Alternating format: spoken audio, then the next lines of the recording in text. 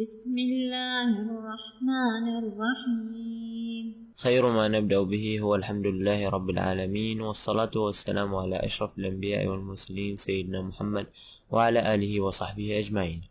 أما بعد، فقد أتيت لكم اليوم بمتى يكون الزنا والتحرش حلال. شاهد هذا الفيديو للنهاية وركز جيدا. ما من شخص مسلم متدين إلا ومن المؤكد أنه تعرض إلى أسئلة كثيرة من أشخاص غير مسلمين، أو على الأقل سمع في التلفزيون أو الأفلام أو حتى الأخبار أشخاص غير مسلمين يقولون: لماذا الزنا حرام ما دام الاثنين على اتفاق؟ الأغرب أنهم ليسوا يسألون فقط، بل يريدون من المسلمين أن يفعلوا هذه الفاحشة على العلن، ويريدون من المسلمين أن يعترفوا بها. وبالطبع كل مسلم بسيط حينما يسأل سؤالا مثل هذا لا تجد لديه رد، أو إن رد كل ما يقوله حينها: أترضاه لأختك؟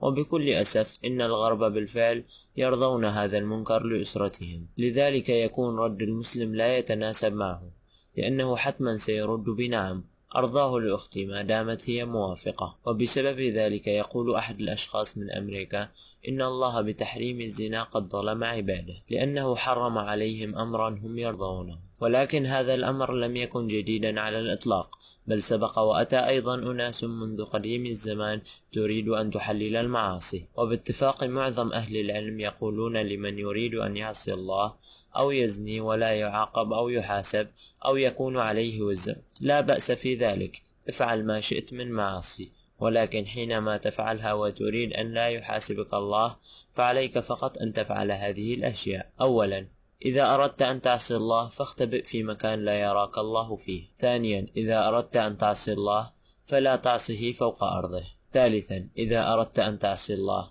فلا تأكل من رزقه. رابعا، إذا عصيت الله ثم جاءتك الملائكة لتسوقك إلى النار فلا تذهب معهم. خامسا، إذا قرأت ذنوبك في صحيفتك يوم القيامة فأنكر أن تكون فعلتها. أما إن كنت تعلم أن الله يراك في كل مكان، فكيف تستطيع أن تعصيه وهو يراك؟ وإن كنت لا تستطيع أن تخرج من تحت سمائه وفوق أرضه، فكيف تجرؤ على أن تعصيه في ملكه؟ وإن كنت تأكل كل يوم من رزقه، فكيف تتطاول عليه وتريد أن تفعل ما لا يريده ولا يحبه؟ وإن كنت مهما بلغت من قوة لم تكن مثل ملائكة غلاظ يسوقونك لجهنم، فكيف تريد أن تفعل ما نهاك الله عنه؟ وإن كنت تعلم أنك يوم القيامة ستشهد عليك يديك ورجليك وجميع أعضاء جسدك، فكيف ستنكر أنت حينها ما فعلته؟ أخي الكريم، إن كنت مسلم فالله من عليك بنعمة الإسلام وجعلك تفهم ما الحكمة من التحريم. وإن لم تكن مسلم فعليك أن تعلم أن الله مالك الأرض والسماء والرزق، وأنت لم تخلق بغير علمه، فلديك عقلك فتدبر لماذا جعلك تسير فوق أرضه. وأتمنى أن يكون قد نال المقطع إعجابكم، ولا تنسوا نشر المقطع لكي تعم الفائدة والأجر.